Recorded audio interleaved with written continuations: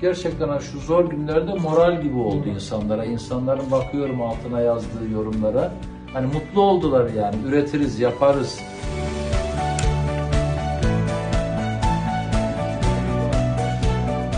Kuruma hizmet ediyorsunuz. Hatta ne diyelim kendi sermayemizi korumuş oluyorsunuz yani. Bu bakımdan çok değerli.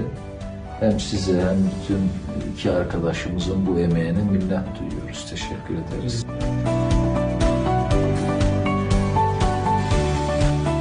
Yaklaşık parça değeri 70.000 dolar olan bir hibrit sistemle ilgili parça sadece Amerika'da yapılabiliyordu başkanım. Şu an İETT garajında bunun belki %1 bir maliyetle arkadaşlarımız kendileri yapıyorlar.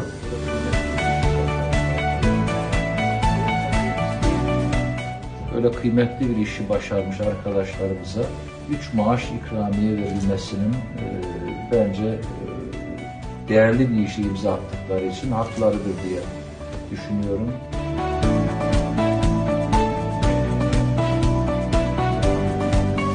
En önemli olan burada zaten böyle bir çalışmanın bir yerlerde değer buluyor olabilmesi bizim için en büyük önemli de bu.